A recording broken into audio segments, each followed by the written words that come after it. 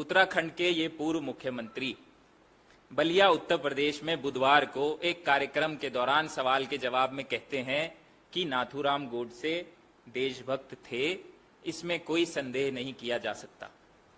और ये पहली मर्तबा नहीं है, हम सब जानते हैं। मैं आपको गिनवाना चाहता हूं कि भारतीय जनता पार्टी के लोगों ने कब कब महात्मा गांधी जी के हत्यारे को सुशोभित करने का काम किया है।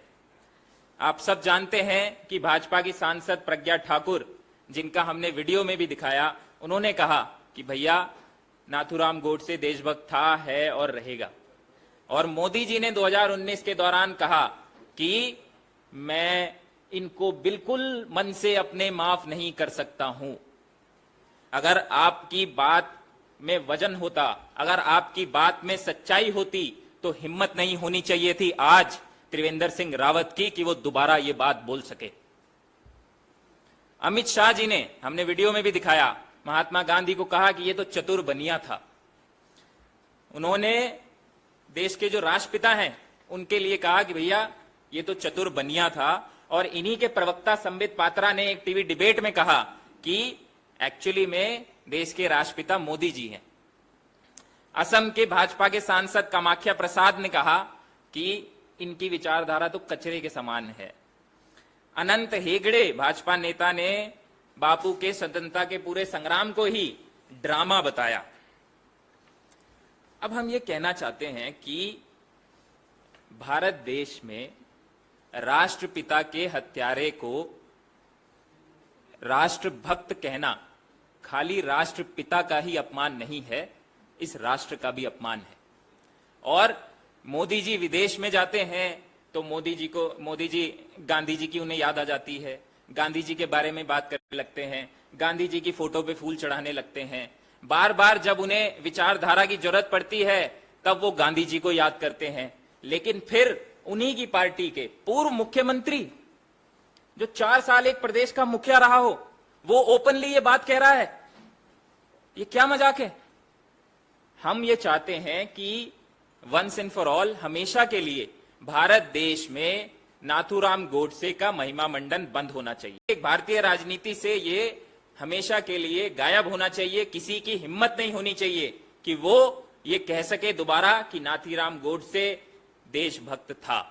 इसके लिए हम मांग करते हैं कि आपको अपने उस पूर्व मुख्यमंत्री को अपनी पार्टी से बाहर का रास्ता दिखाना पड़ेगा।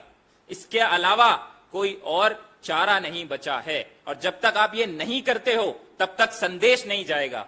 और यदि आप ये नहीं करते हो तो मोदी जी से भी हम कहना चाहते हैं, आपको फिर कोई अधिकार नहीं बचता है कि दोबारा आप कभी भी महात्मा गांधी जी की तस्वीर पे फूल चढ़ाइए या महात्मा गांधी जी की किसी मूर्ति पे माल्यार्पण कीजिए। आपको कोई अधिकार नहीं है। यदि आप इन्हें बाहर नहीं निकालते हैं तो इसका मतलब आपकी रजामंदी है जो ये कह रहे हैं। इसमें ये नाटक नहीं चलेगा ऐसे। राहुल गांधी जी यही तो बात करते हैं। विदेश में जाके उन्होंने कहा कि भारत में 2 सोचों की लड़ाई चल रही है, हमारी महात्मा गांधी की सोच है और इन लोगों की गोडसे की सोच है, और इसी के बीच में झगड़ा है। तो राहुल गांधी जी ने जो बात कही उसको तो आपने सत्यापित कर दिया इतनी ही जल्दी।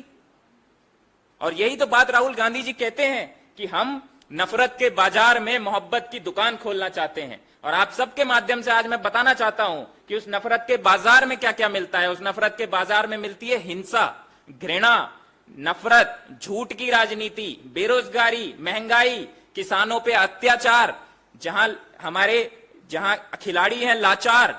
और उस बाजार में जो हम मोहब्बत की दुकान खोलना चाह रहे हैं, हमारी उस मोहब्बत की दुकान में मिलता है 500 रुपए का सिलेंडर, उसमें मिलते हैं युवाओं को रोजगार के अवसर, उसमें मिलता है दबे कुचले पिछड़ी जातियों के लोगों को सम्मान, उसमें मिलती है सद्भावना, प्रेम, करुणा। ये हम मोहब्बत की दुकान खोलना चाह रहे हैं।